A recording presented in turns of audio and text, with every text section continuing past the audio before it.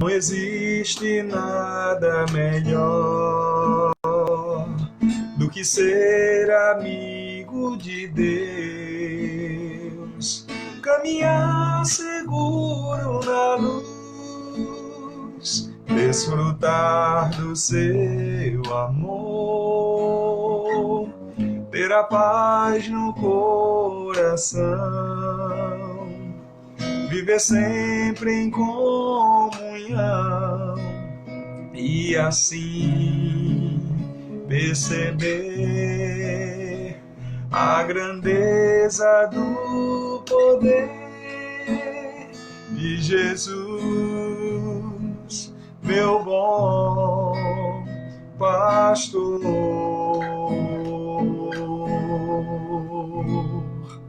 Não existe nada melhor do que ser amigo de Deus, caminhar seguro na luz, desfrutar do seu amor, ter a paz no coração, viver sempre em comunhão e assim perceber a grandeza do poder de Jesus,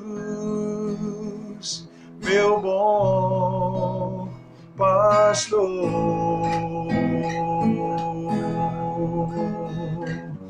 Ter a paz no coração, viver sempre em comunhão e assim perceber a grandeza do poder de Jesus, meu bom pastor.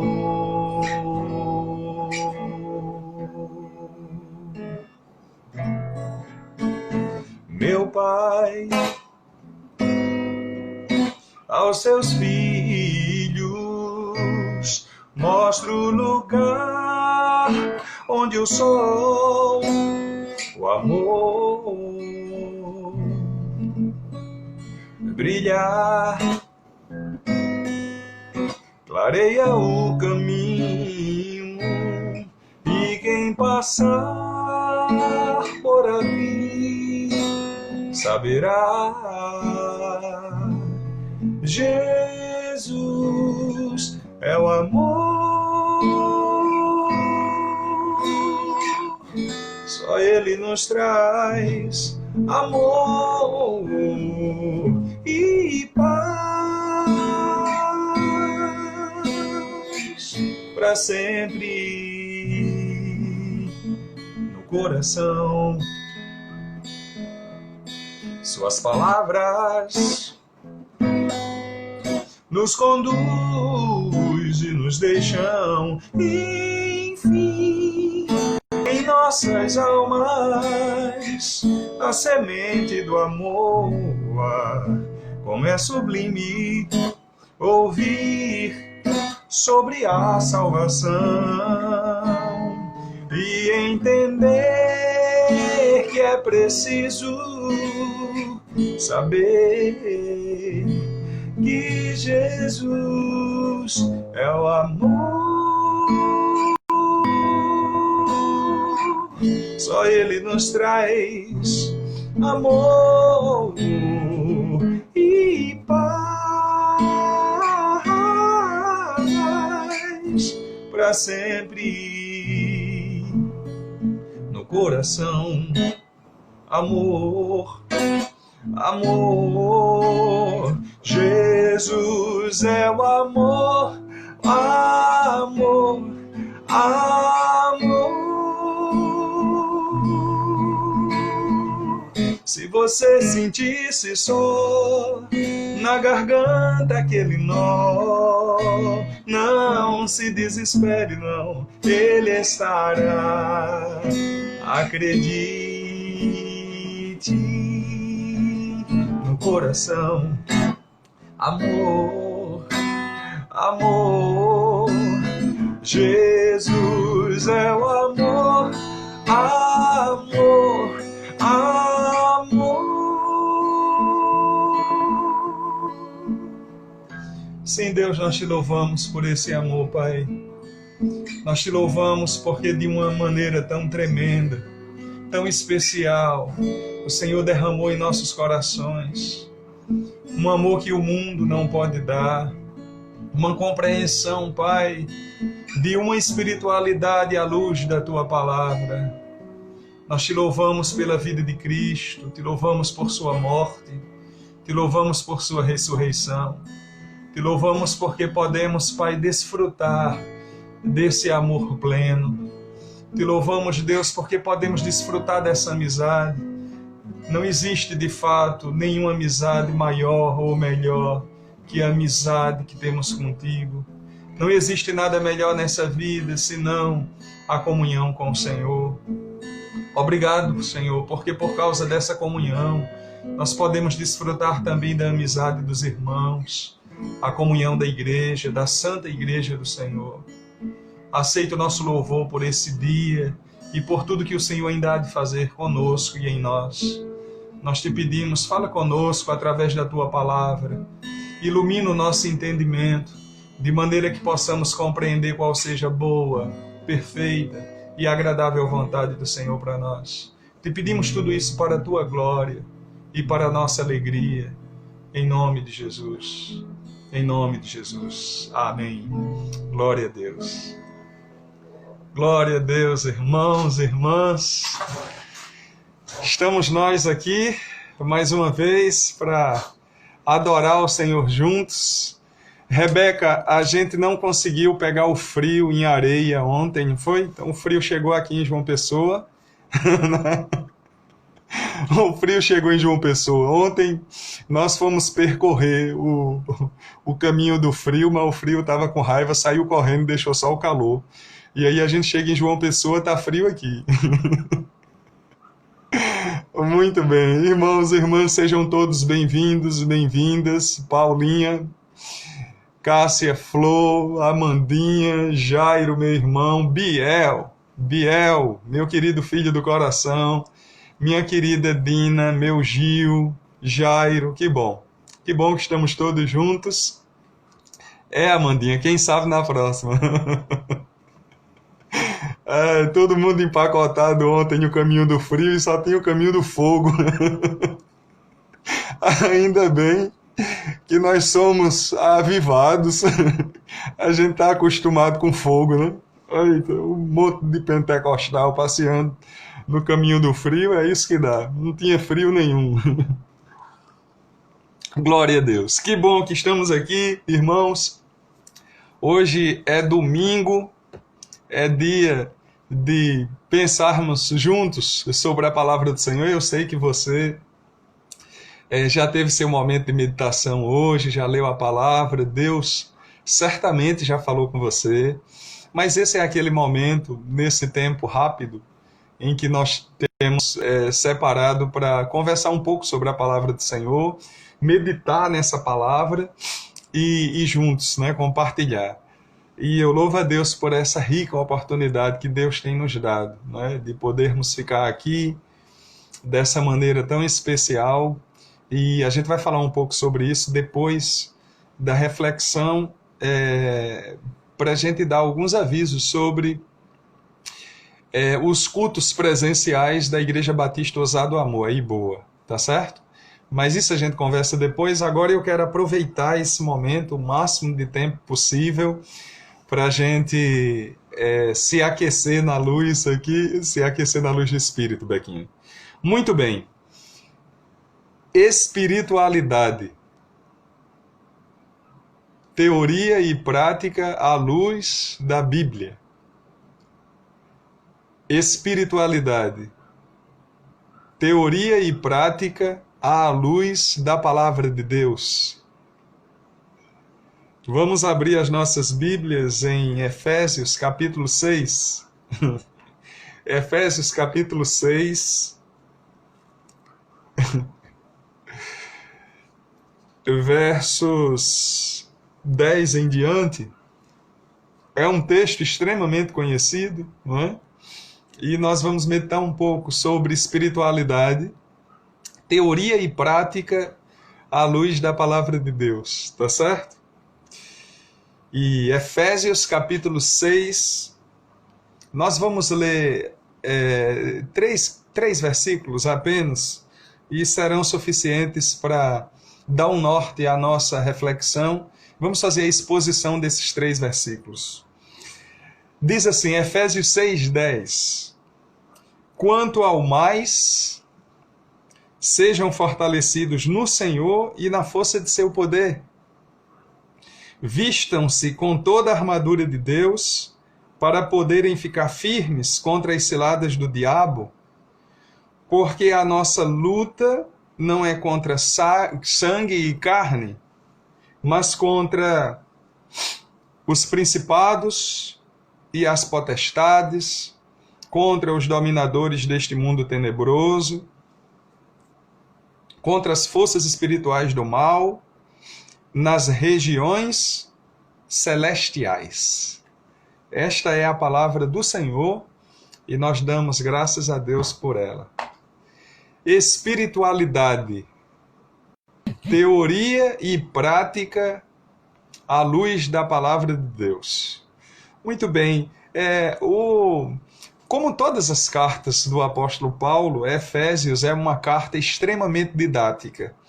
Mas, a meu ver, não existe nenhuma das outras cartas que tenha uma peculiaridade tão didática como é o caso do livro de Efésios. Sem demérito das demais cartas, o livro de Efésios é uma carta, sem dúvida, poderia ser chamado de manual.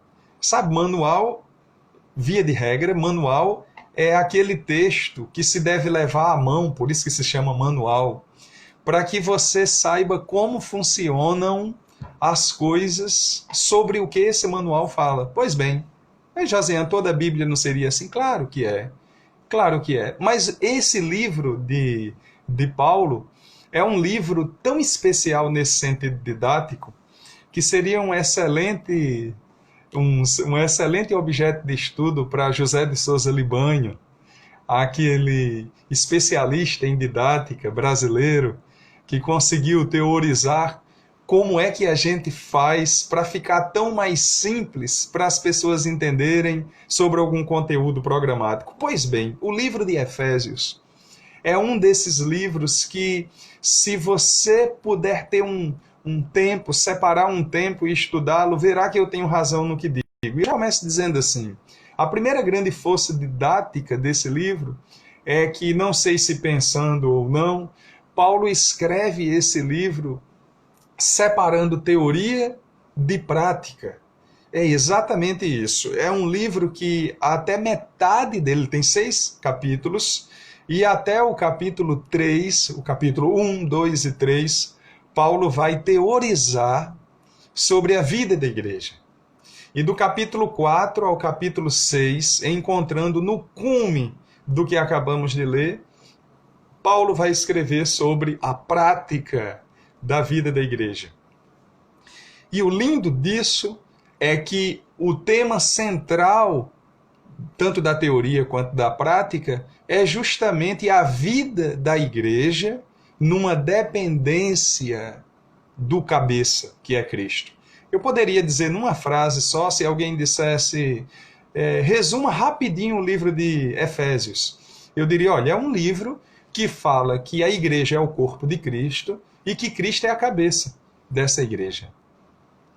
E aí você agora deve estar se perguntando, mais ou menos assim, tudo bem, entendi, está tudo certinho. E por que o tema da reflexão hoje é espiritualidade, teoria e prática à luz da palavra de Deus? É exatamente pelas mesmas razões pelas quais eu apresentei agora esse introito, dizendo que o tema central é a igreja é o corpo de Cristo e Cristo é o cabeça. É que não existe espiritualidade, não à luz da Bíblia, uma espiritualidade onde Cristo não seja o cabeça. Deixa eu dizer para você que isso não é uma coisa só da nossa era, não é uma coisa só do cristianismo. O próprio judaísmo, em suas raízes, acredita, bom, aqueles que não acreditam que Jesus Cristo é o Messias, até hoje esperam um cabeça que seria aquele que traria vitória a esse corpo que está descontrolado pela história e pelo estado mal da alma. A verdade é que Cristo é o cabeça e qualquer espiritualidade fora desse contexto será uma espiritualidade vazia, inócua, sem sentido, sem força. E é interessante falar nisso, porque se nós temos uma era que busca viver espiritualidade, é essa era do nosso tempo. As pessoas hoje estão muito mais espirituais do que eram, por exemplo, há 20 anos atrás. Isso não é um dado meu, não. As ciências da religião, que aliás tem sido um campo muito fértil no Brasil, no mundo, em João Pessoa, por exemplo, nós temos um departamento na Universidade Federal da Paraíba que tem essa especialidade, estudar sobre os movimentos religiosos, as ciências da religião, como uma ciência circunscrita às ciências humanas. Seja como for, deixa eu dizer para você que hoje nós estamos vivendo uma pujança muito grande no que se refere à espiritualidade. A questão é, que tipo de espiritualidade? Porque não nos interessa nenhum tipo de espiritualidade, já disse no outro momento aqui, nenhum tipo de espiritualidade que afaste de nós a compreensão de que Cristo é o cabeça. Qualquer tipo de espiritualidade que afaste deste corpo chamado igreja, santa, imaculada, invisível, universal, não é? Essa ideia de catolicidade, essa igreja una, santa, qualquer coisa que afaste Cristo como sendo cabeça desse corpo, deve ser considerado como anátema, como amaldiçoado. Qualquer ponto de partida de espiritualidade que não tenha Cristo como cabeça, não faz sentido. Não faz sentido à luz dessa palavra que consideramos regra de prática e fé, palavra de Deus. Muito bem. E aí eu fiquei pensando, com base nesse, depois que eu debulhei tanto elogio para o texto que Paulo escreve, por que eu estou usando justamente o finalzinho do capítulo 6, não é? Por que eu estou usando essa parte? É justamente porque aqui, a meu ver, é o ápice da grande explicação. É o ápice de como se comprometer com a espiritualidade à luz da Bíblia. Paulo escreve, então, depois de falar de todos os compromissos do lar cristão, por exemplo, de todos os compromissos dos filhos com os pais, dos pais com os filhos, do marido com a esposa, da esposa com o marido, dos funcionários com os seus empregadores. Veja que o comprometimento aqui, ele sai da esfera religiosa e vai inclusive para a esfera social, comunitária. Depois de tudo isso, Paulo usa uma expressão que parece dizer, olha, eu estou dizendo todas essas coisas, mas vocês precisam estar atentos à verdade de que todas as coisas, elas são espirituais e elas devem ser vistas pelos olhos da espiritualidade. Isso é muito complicado. Sabe por quê? Porque desde que o pecado entrou no mundo, desde que a peste perniciosa está aqui, desde que o homem sofre de uma desgraça chamada o mal da alma, o pecado, a hamartia, errar o alvo, desde então, tudo que o homem faz é se afastar desse tipo de espiritualidade.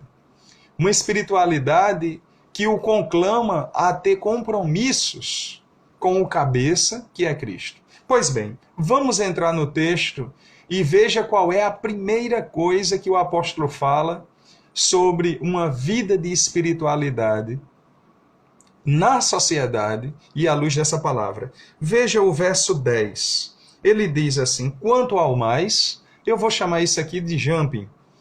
É um jumping literário, gramatical, melhor dizendo.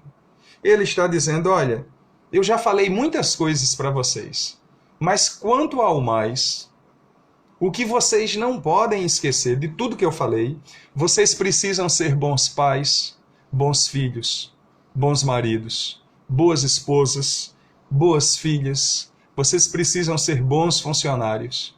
Vocês precisam viver Cristo em tudo isso, porque vocês precisam servir de boa vontade e precisam ser exemplos. Mas, quanto ao mais, o mais importante, não esqueçam: sejam fortalecidos no Senhor e na força de seu poder. A primeira coisa que eu vejo nesse texto é que, para termos uma espiritualidade que nos coloque vivendo nesse corpo sadio, o corpo de Cristo, a primeira grande coisa que eu vejo é que tipo de combustível queima em mim para que eu faça essa caminhada. Que tipo de combustível queima em mim para que eu faça essa caminhada? Eu estava rindo agora há pouco com Rebeca, né? Que está por aí, muito possivelmente, porque ontem, depois de mais de 100 dias de isolamento social, nós decidimos perseguir o circuito do frio, e a nossa família, ou parte dela, parte da mundiça, foi toda para o caminho do frio, né? E nós fizemos aquele percurso ali, a Lagoa Grande, Remígio, Arara, Bananeiras, enfim, as fotos estão no Instagram e depois vocês olham. As meninas saíram daqui empacotadíssimas, esperando frio. Empacotadas, estavam esperando 5 graus. Chegaram lá, estava quase 50. Eu estou contando isso porque antes de sair, um dia antes, eu fiz uma revisão muito rápida. Tá ali, Rebeca. Eu fiz uma revisão muito rápida no carro. Tratei de abastecer com antecedência, né? Tratei de cuidar, ver como é que estava a suspensão antes de pegar a estrada. Consertei lá como é que estavam os pneus, dei uma calibrada nos pneus. E depois tudo bem confortável, os meninos com cinto e tudo certo, seguimos viagem. Só não tinha frio, mas tinha um passeio, teve um passeio maravilhoso. Fomos e voltamos com certa folga, deu tudo certo. E por que eu estou contando isso? É porque nessa caminhada de espiritualidade, você precisa saber que tipo de combustível você está queimando. Você precisa saber que tipo de transporte está lhe levando nessa caminhada. Sabe por quê? Porque há muitas pessoas, como eu disse, que vivem uma espiritualidade, que desfrutam de uma vida metafísica, digamos assim. Até se alimenta de boas ideias e tal. Só que, assim como foi com o meu carro, ele poderia ter ficado no caminho. Há pessoas que ficam no caminho porque elas se fortalecem de várias coisas, menos do que de fato importa. O que é que está escrito aí na sua Bíblia? Efésios 6,10. No demais, irmãos meus, fortalecei-vos no Senhor e na força de seu poder. Preste atenção nisso. É que a nossa caminhada nesse caminho de corpo de Cristo, precisa ter garantias de que nós chegaremos no fim que desejamos, que é o céu. No fim que desejamos, que é no seio de Abraão, que é viver com Deus, passar a eternidade, desfrutar das coisas do céu. E dependendo do que eu estou fortalecendo, de que eu estou me alimentando, de que eu estou me fortalecendo, eu não vou muito longe. E aí não vai ser só frio, não, que vai passar, né? Irmãos, fortalecei-vos no Senhor. É no Senhor e na força de seu poder. É curioso isso, porque nesse período todo que nós temos de caminhada com Cristo, quantas pessoas nós conhecemos que até pôs a mão no arado e olhou para trás, desistiu? Quantas pessoas você conhece que caminharam com você no início, que até desfrutaram dos dons, que até estavam com você nas celebrações, nos cultos, nos louvores, mas de alguma maneira cansou e desistiu da caminhada? Sabe por quê? Porque se o corpo não se fortalecer no Senhor e na força de seu poder, nada segura. Uma vez eu estava conversando com uma pessoa, e essa pessoa, depois de uma palestra, essa pessoa me procurou. Essa palestra não era para ser uma palestra religiosa, era uma palestra num auditório de uma universidade. E quando terminou, essa pessoa me procurou e disse assim: eu gostei muito do seu estilo e eu percebi que você tem uma religião diferente. Eu quero provar desse estilo para melhorar algumas coisas na minha vida. E eu disse: ah, legal, que bom que você percebeu. Meu estilo é o seguinte, é Jesus. Meu estilo é Jesus. É ler a Bíblia, se alimentar dela, orar, manter comunhão. Porque não existe nada melhor do que ser amigo de Deus. Como a canção que cantamos agora há pouco. E essa pessoa olhou para mim e disse alguma coisa. Veja bem, eu quero esse tipo de pensamento que você tem. Agora, eu não quero esse tipo de comprometimento, porque eu conheço os crentes, eu já sei como é, e aquilo ali eu não quero. Eu quero só esse seu estilo de pensar. E eu disse para ele o que estou tentando dizer para vocês nesse primeiro ponto sobre espiritualidade. Espiritualidade sem Jesus como cabeça, sem a força do Senhor, espiritualidade sem fortalecer-se no Senhor e na força de seu poder, é uma espiritualidade inócua. É uma espiritualidade sem retorno. Não existe nenhum ganho em ser um religioso. Não existe nenhum ganho em participar de um grupo religioso, de uma organização civil de interesse público, uma OCIP, né? Não existe nada de muito agregado, não agrega quase valor fazer parte de uma associação evangélica. Cedo ou tarde, essa pessoa desiste da caminhada. E Paulo estava dizendo: olha, eu dei para vocês uma série de coisas que vocês precisam viver. E viver em comunidade, viver em sociedade. Mas no demais, não se esqueçam, para viver tudo isso e viver bem, e garantir uma espiritualidade sadia, fortalecei-vos no Senhor e na força de seu poder. E aqui, irmãos, está um dos maiores segredos de uma vida espiritual sadia. Aqui está uma das maiores pepitas que você pode garimpar ao ler a Bíblia. É fortalecer-se no Senhor. Ouça, não é fortalecer-se no pastor, não é fortalecer-se no culto, não é fortalecer-se na denominação, não é fortalecer-se no hino que ouve, não, é fortalecer-se no Senhor e na força de seu poder. E é interessante que não é só no Senhor, é no Senhor e na força de seu poder. Significa, não adianta só conhecer o Senhor, tem que conhecer o Senhor e nutrir essa amizade na força de seu poder. Ah, que coisa linda! Eu me lembro agora de um texto de Paulo que diz que ele é poderoso para fazer infinitamente mais tudo aquilo que pedimos ou pensamos. Às vezes as pessoas se aproximam de Deus e de alguma maneira não desenvolvem essa comunhão com a força de seu poder. Olha o poder dele! Faz infinitamente mais tudo aquilo que pedimos ou pensamos. Então, no primeiro ponto, eu diria de maneira indelével e muito rápida, que se você quer ter uma espiritualidade sadia, você não quer viver uma vida inteira de religiosidade vazia, a sugestão é: fortaleça-se no Senhor, e na força de seu poder. É comunhão plena com Deus, todo dia.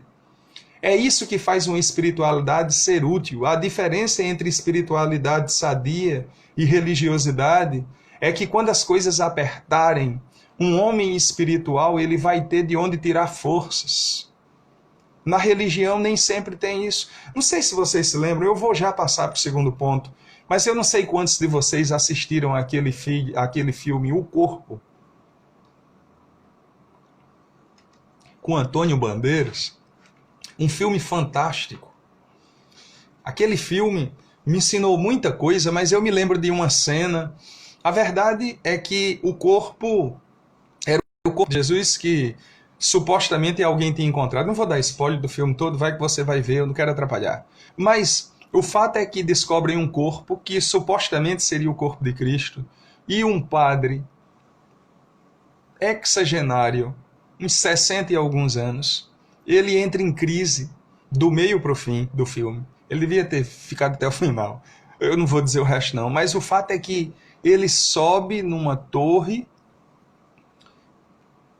na torre mais alta que tinha lá no mosteiro onde ele trabalhava, e ele se suicida, porque ele disse que a vida inteira ele acreditava numa mentira. Jesus não havia ressuscitado, então ele se mata. Aqui está um exemplo bom de pessoas que passam a vida inteira e se decepcionam no final. Por uma razão muito simples. Nós não precisamos de provas, nem físicas, nem metafísicas. Precisamos nos alimentar do Senhor, nos fortalecer no Senhor e na força de seu poder. Haverá momentos nessa caminhada em que você não vai encontrar o que você quer. Você não vai encontrar o que prometeram que você encontraria. Você não vai ver o que a religião disse que você veria. Você não vai chegar a desfrutar com plenitude aquilo que talvez o seu líder tenha dito que você ia desfrutar. Agora ouça, preste atenção. Se você se fortalecer no Senhor e na força de seu poder, nada vai impedir que você prove o melhor dessa terra. Porque é a palavra que diz: se me obedecerdes, comereis o melhor dessa terra. Pois bem, fortalecei-vos no Senhor e na força de seu poder. Fortalecei-vos no Senhor e na força de seu poder. É a primeira grande pepita dessa reflexão. Segunda, segue o texto. Estamos fazendo uma exposição em Efésios 6:10. Efésios 6:11 diz assim, bom, ele vai dizer, vou parafrasear aqui para facilitar. Depois de fortalecer-se no Senhor e na força de seu poder, ele diz assim, vistam-se. Há uma versão que diz revesti-vos. A versão corrigida e atualizada. Revesti-vos de toda a armadura de Deus. Aqui diz vistam-se. Eu estou usando NVI. Vistam-se com toda a armadura de Deus para poderem ficar firmes contra as ciladas do diabo. Se eu quero viver uma espiritualidade sadia, eu preciso ter cuidado com 3 coisas. A primeira coisa, saber que tipo de combustível eu estou queimando nessa caminhada. Que tipo de força eu estou buscando. Quem é que alimenta a minha caminhada espiritual? E a sugestão é, fortaleça-se no Senhor e na força de seu poder. Segundo lugar, livre-se das possibilidades de culpa. Vou repetir. Quer uma espiritualidade sadia? Livre-se das possibilidades de culpa. Livre-se das possibilidades da acusação. Onde é que está isso no texto? Acabei de ler, está aqui. É porque tem uma coisinha escondida aqui que eu quero mostrar para você. Veja. Vistam-se com toda a armadura de Deus. Para quê? Para ficar firmes contra as ciladas do diabo. Essa palavra diabo aí poderia ser qualquer outra. Poderia ter sido to Sataná, do grego. Não é? Poderia ser que seria o inimigo. Mas não está to Sataná. tá? Diabolos, que significa acusador. E se existe uma coisa que atrapalha a espiritualidade das pessoas, é o poder que essas pessoas dão ao vacilarem, dão ao acusador, ao diabolos. A Bíblia está dizendo: você se vista da armadura de Deus. Você se vista, você não já se fortaleceu no Senhor? Agora vista-se das armaduras de Deus. Vista-se com a armadura de Deus, para que você esteja pronto, você se mantenha firme contra as ciladas do acusador. Você precisa manter-se firme contra as ciladas do acusador. E só existe uma maneira de se manter firme contra as ciladas do acusador. É se vestindo da armadura de Deus. Para isso tem que ter comunhão com Ele. Você já se fortaleceu, mas não basta se fortalecer, tem que se vestir com as armaduras de Deus. Para você não dar nenhum tipo, como a gente costuma dizer aqui, trela para o acusador. Existirão diversas ciladas. Sempre existiram, existem e sempre existirão, enquanto aqui estivermos, ciladas do acusador. Às vezes a pessoa se fortaleceu no Senhor e na força de seu poder, mas foi negligente, foi imperito, foi imprudente, e aí abriu um espaço na armadura, deixou passar uma seta do diabo ali. A palavra é exatamente essa. A seta, ela só precisa de um pequeno espaço para penetrar o corpo do alvejado. Só precisa de uma pequena brecha. E você não pode dar essa brecha. Você não pode dar essa brecha porque as ciladas, elas sempre existirão.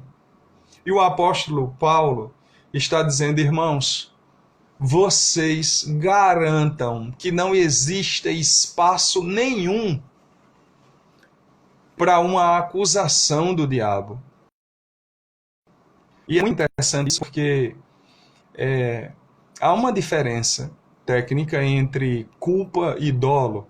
Boa parte de vocês sabe disso, mas talvez alguém não saiba, serve para a nossa reflexão. O dolo é aquilo que a gente faz sabendo das consequências e independente do que tiver que vir como consequência, fazemos.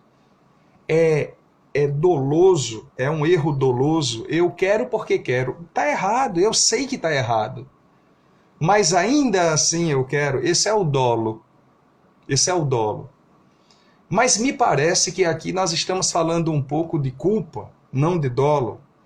Porque a culpa, ela é constituída, ela é configurada quando existem pelo menos um de 3 elementos. Primeiro elemento, a negligência.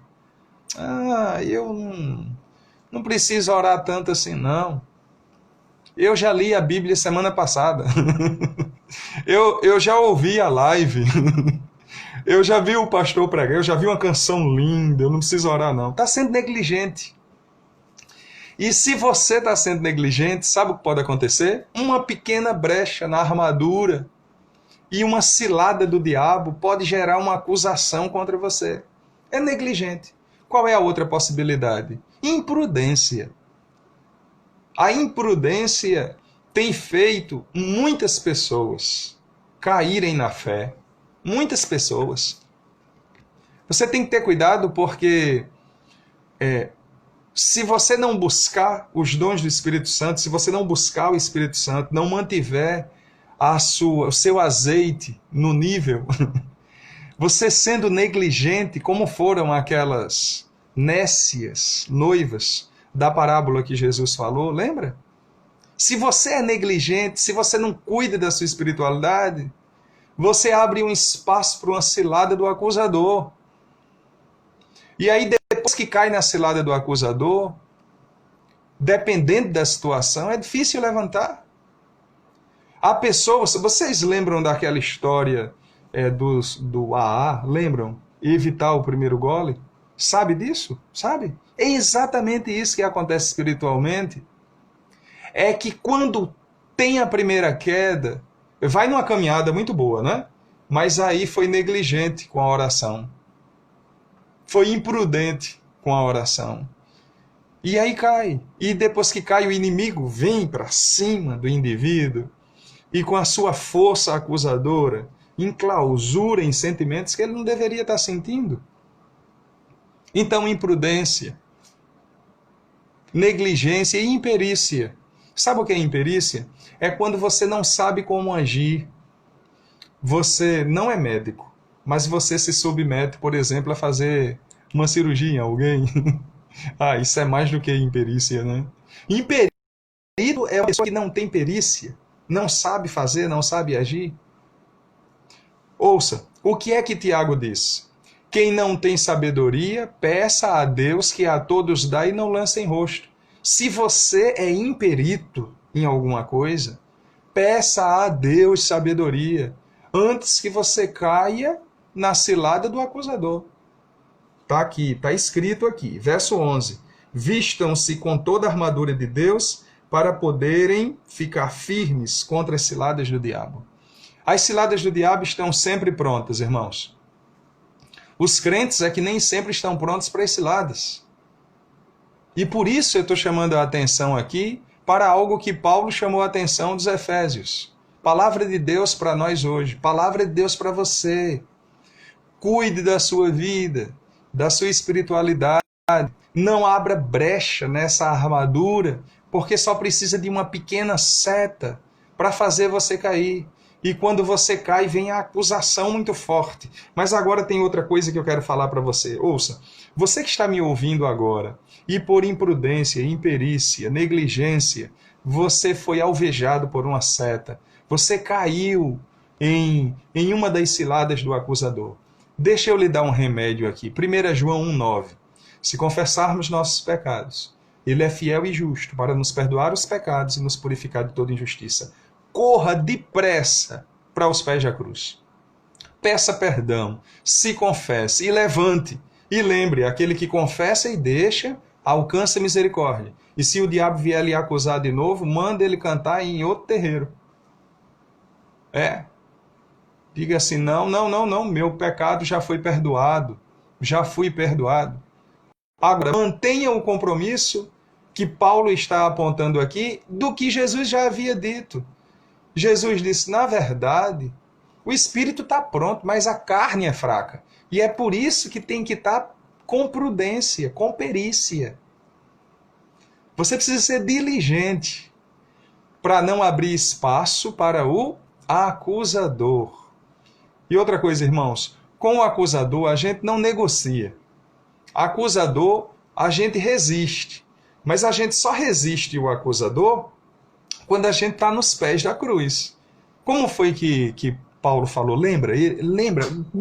Busca na memória. Ele disse assim, sujeitai-vos, pois, a Deus, vírgula, resisti ao diabo, vírgula, e ele fugirá de vós. Tem muita gente que esquece esse texto. É muito comum o contexto todo citar só um pedacinho. Meu irmão, resisti ao diabo e ele fugirá de vós. Não é assim, não. O diabo não foge de crente resistente assim, não. Primeiro a gente se submete a Deus. Está escrito. Sujeitai-vos, pois, a Deus. Próximo passo. Resisti ao diabo. E ele vai cantar em outro terreiro. Agora, resistir ao diabo sem se fortalecer no Senhor e na força de seu poder, sem ser prudente, sem ser diligente, sem ser perito, não vai funcionar não. Não adianta. Não é assim. A palavra de Deus nos ensina a primeiro nos sujeitar ao Senhor. Então, irmãos, seguindo aqui, como é que eu cuido de uma boa espiritualidade? Primeiro, me fortalecendo no Senhor e na força de seu poder. Sabendo que tipo de combustível eu estou queimando para seguir essa caminhada. Segundo, não dando espaço para o acusador, sendo prudente, mantendo a armadura de Deus intacta, guardadinha, tudo certinho. Depois você dá uma olhada no restante do texto, que o apóstolo Paulo vai explicar as armaduras de Deus bem direitinho.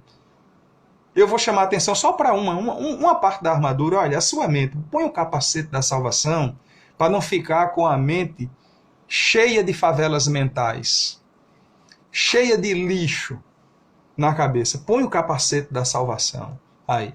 É uma das partes. Eu não vou falar de todas, não. Não dá tempo aqui. Depois faça uma leitura no restante do texto. Eu só quero lhe dizer, não dê trela para o acusador. Não dê trela para o diabo. Não dê trela. Terceiro ponto. Que texto poderoso. Veja o que é que ele diz no verso 12. Ele explica, e isso é muito lindo na Bíblia, diferente de um sistema filosófico comunal, a Bíblia, ela diz o porquê das coisas. Ela não deixa interrogação no ar. Preste atenção. Eu disse que tem que fortalecer-se no Senhor e na força de seu poder. Então é no Senhor que eu tenho que ter combustível. Segundo, eu tenho que ter cuidado para não ser negligente, imprudente, imperito e dar margem para o diabo ficar me acusando. Mas no terceiro ponto ele diz por que isso. Olha que coisa linda. Está aí, verso 12. Ele diz por quê. Por que ele está falando por quê? Ele está falando por quê para dizer o porquê dos dois primeiros pontos. Você tem que saber que tipo de combustível você está queimando e tem que ser no Senhor. E você não pode ser negligente, imprudente, imperito. Porque a nossa luta não é contra o sangue e a carne. Eita, que coisa profunda. Aqui está algo que estamos nos esquecendo, irmãos. Faz tempo, meu Deus. Aliás, uma das razões de Paulo estar escrevendo isso é porque certamente muitos irmãos estavam esquecendo disso.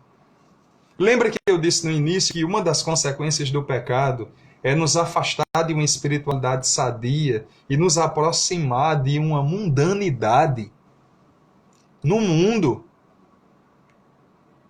Interessante que a palavra mundo, no grego, tem a mesma conotação da palavra caos. É, mundanidade, caos. A mesma palavra que dá sentido à palavra cosmético. Cosmético pro rosto. Por que bota cosmético no rosto? Para ajeitar o caos. O caos do tempo.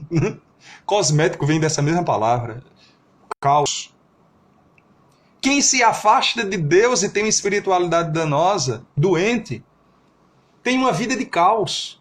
E Paulo está dizendo, vocês precisam entender que a luta de vocês é espiritual. Essa expressão carne e sangue é um hebraísmo. O que é isso? É uma expressão dos hebreus que tipificava a mundanidade.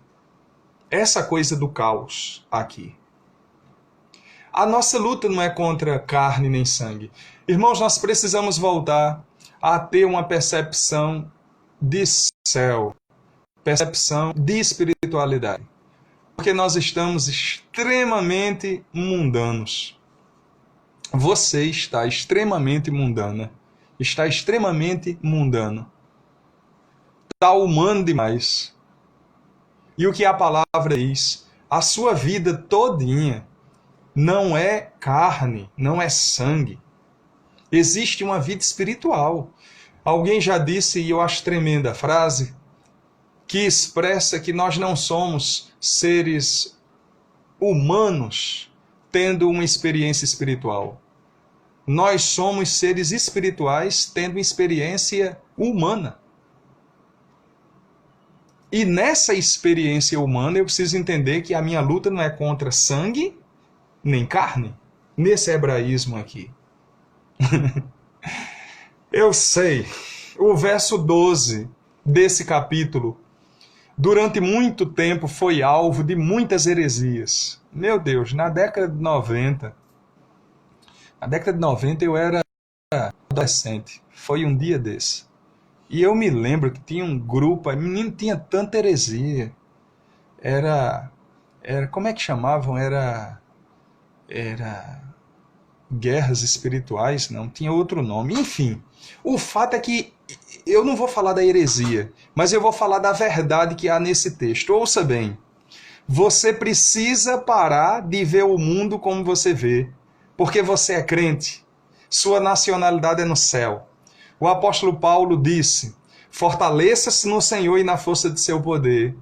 Toma as armaduras para não dar trela para o acusador e pare de ver o mundo de maneira física, humana, mundana. Você é espiritual. Eu sei. Há aquela definição de ciências lá do segundo ciclo do ensino fundamental. Ser vivo é aquele que nasce, cresce, reproduz e morre. Mas você não é um ser vivo que foi feito para nascer, crescer, reproduzir e morrer, não.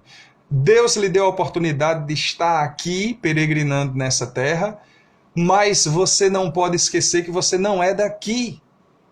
Uma espiritualidade sadia, na prática, ela exige que você não esqueça que você não é daqui. Existe uma luta que é espiritual. Eu sei que a gente nasce, cresce, reproduz. Eu sei que a gente estuda. Eu sei que a gente se preocupa com a educação dos filhos. Eu sei que a gente quer uma casa, a gente quer um carro, quer roupa. Como não? Claro, a gente quer tudo isso. Mas ouça, a gente tem que parar de ver isso como sendo o centro do universo, quando na verdade isso é um elemento constitutivo de algo muito pequeno, chamado de existência humana. Mas nós somos seres espirituais. E como espirituais, há uma luta para ser travada. Senão eu vou ser só um religioso qualquer. Só um religioso. Como aquele padre que eu acabei de falar do filme O Corpo. Passou tanto tempo vivendo religião e na primeira crise religiosa que teve, se jogou de cima do pináculo lá. O que é que alimenta seu compromisso com Deus? É sua denominação, é? O que é que faz você abrir a boca e dizer sou crente? E nós somos um grupo social, é verdade. Mas esse não é o epicentro da nossa reflexão? O epicentro da nossa reflexão é somos espirituais e o nosso comprometimento é espiritual. Eu vou seguir para o final desse ponto, senão eu vou me alongar muito, mas eu não posso deixar de dizer para você que quando a Bíblia diz de maneira muito clara aqui, ó, é contra principados e potestades. Não, porque esse negócio de demônio, eu não gosto disso não. Isso é coisa daquela igreja lá né? Não! Escuta! Existem demônios que nesse exato momento estão fazendo grandes planos para destruir você, sua vida, seu casamento, seus relacionamentos, seus planos com Deus. Existe uma luta que é real. Isso não é uma história da carochinha, não. O livro de regra, prática e fé que nós seguimos diz que existe. Existem demônios organizados. Quando um terço do céu foi expulso e caiu, eles não se desorganizaram, não. Existem principados, potestades, hostes espirituais da maldade, que estão tudo organizadinho. Tudo organizadinho. Ou você acha que o diabo faz tudo sozinho? Ele não é onipresente?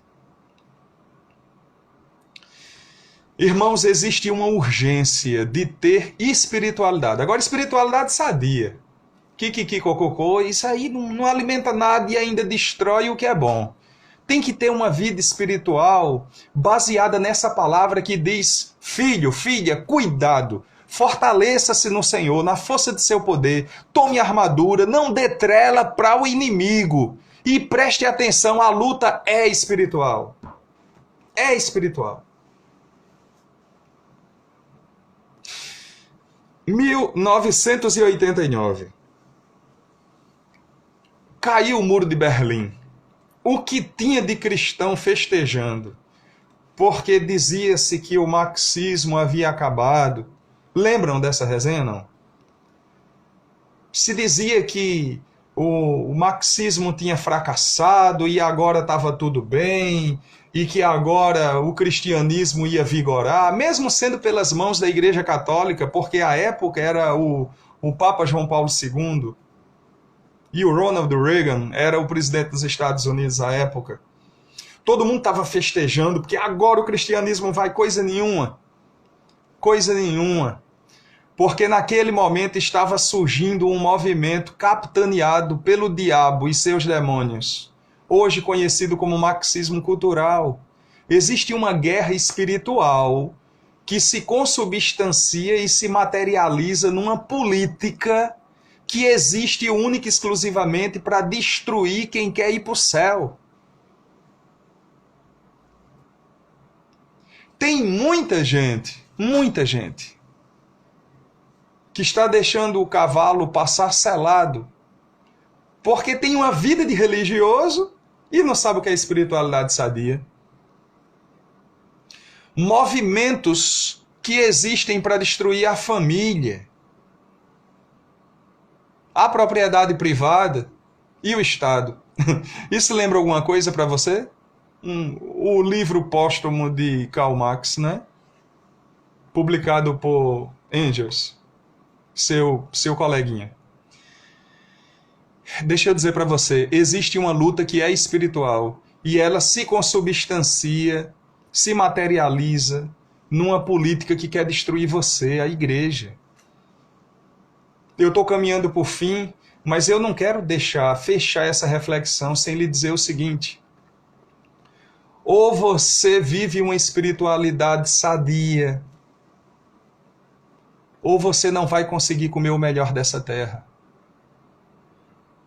Ou você se compromete em se fortalecer no Senhor, na força de seu poder. Ou você se cuida para não dar trela para o acusador. Ou você para de ser negligente, imprudente, imperito e busca a presença do Senhor. Ou você nunca vai perceber o mundo espiritual que há ao seu redor. E nesse caso, é muito difícil desfrutar do melhor dessa terra. Mas essa palavra, louvado seja Deus, ela só está sendo dita aqui e agora. E para você. Porque Deus está contando que você a receba. Mude de posição. Viva a espiritualidade que Deus tem para você. Viva, viva. Não tenha medo de abrir a boca e dizer, eu sou um ser espiritual. Não tenha medo de dizer, eu sou espiritual. Eu sou espiritual. Eu vivo espiritualidade. E a minha espiritualidade é toda baseada na palavra de Deus. Se você tem direito de ter sua espiritualidade do seu jeito, tenha do seu jeito. A minha espiritualidade é baseada na palavra do Senhor. O desejo do meu coração é que essa palavra toque no seu coração como tocou no meu esses dias. Misericórdia, Senhor. Que o Senhor nos ajude a nos fortalecer nele, na força de seu poder, não dando trela ao inimigo. E vivendo uma espiritualidade sadia, entendendo que a nossa luta não é contra sangue nem carne. Tudo que existe nessa sociedade, e que é do mundo, que é do caos, que quer maquiar como um cosmético, quer maquiar o caos que estamos vivendo. Tudo isso aí é uma luta espiritual. E eu preciso estar atento a isso e você também. Que Deus em Cristo nos abençoe. Amém.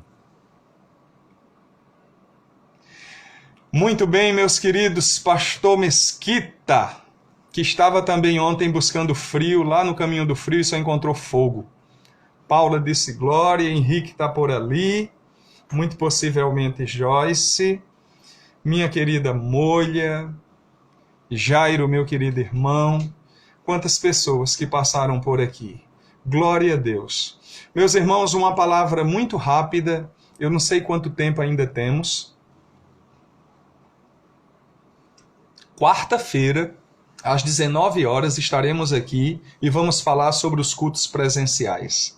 Amém? Que o amor de Deus, nosso Pai, a graça de nosso Senhor Jesus Cristo, a comunhão e as doces consolações do Espírito Santo de Deus seja com todo o seu povo espalhado sobre a terra, agora e para todo sempre. Amém. Quarta-feira nos encontraremos aqui para a glória de Deus e para nossa alegria, e eu passarei as informações sobre o culto presencial da Igreja Batista Ousado Amor. Deus abençoe.